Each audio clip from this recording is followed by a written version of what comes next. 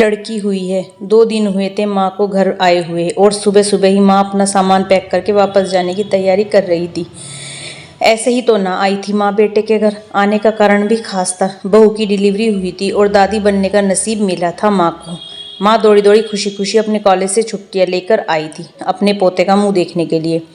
एक बड़े कॉलेज में लेक्चरर होने के बावजूद माँ की सोच अभी भी ऑर्थोडॉक्स टाइप की थी, जो पहले से ही यह सोचकर बैठी थी कि पोता होगा तो अच्छा होगा। माँ के अरमानों पर तब पानी फिर गया जब बहू ने बेटे को नहीं बेटी को जन्म दिया।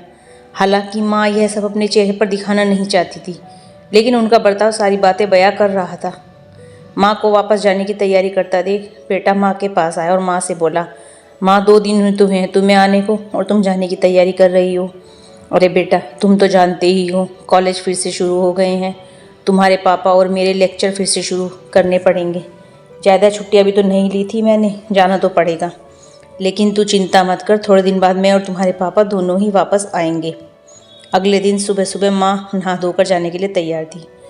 बेटा किचन से चाय बनाकर माँ को देता है। माँ बेटे को बहू और पोती के बारे में पूछती है।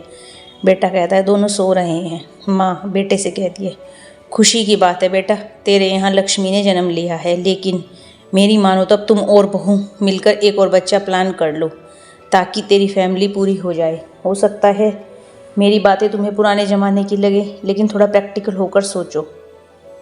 माँ कह रही थी और जो कहना चाहती थी वह बातें दोनों ही बहुत अलग थी। बेटे ने अपने जेब से अपना मोबाइल फ़ोन निकाला और उसमें कई मैसेज माँ को दिखाए और बोला, देखो माँ, तुम्हारी बात तुमसे पहले यह दर्जनों लोग मुझे मैसेज में कह चुके हैं। हर कोई डायरेक्टली या इनडायरेक्टली मुझे यही कहने की कोशिश कर रहा है कि बेटा होता तो अच्छा होता, या फिर आगे बेटे के लिए ट्राई करो। माँ तुम चाहे मुझे जो भी समझाने की कोशिश करो, लेकिन मैं यही कहूँगा कि तुम और पापा दोनों ही अभी भी पुरानी सोच को पकड़े हुए हो। और ऐसा मुझे इसलिए कहना पड़ रहा है क्योंकि अगर मेरा बेटा हुआ होता तो आप इतनी जल्दी जाने की तैयारी ना कर रही होती और उसे अपने हाथों में लेकर यहाँ से वहाँ खिला रही होती और पापा भी यहाँ पर होते। 21वीं सदी में जी रहे हैं हम, फिर भी ऐसी मान्यताएं, और आप दोनों से मुझे उम्मीद ना थी। आप हजारों बच्चों को लेक्चर देते हो और खुद इस तरह के विचार रखते हो। अगर आप ऐसा मानते हो कि बेटा और बेटी दोनों होंगे तभी फैमिली कंप्लीट होगी, तो मेरे एक सवाल का जवाब दीजिए कि मैं अकेला क्यों हूँ? मुझे कोई बहन क्यों नहीं है? माँ के पास बेटे के सवालों का कोई जवाब न था। वो अपनी नज़रें झुकाए वहाँ से चली गई। बेटा अपनी माँ से बहुत प्यार करता था। वह बिल्कुल उनका अपमान करना नहीं चाहता था, लेकिन गलत विचारों का समर्थन करना भी उसे ठीक नहीं लगा।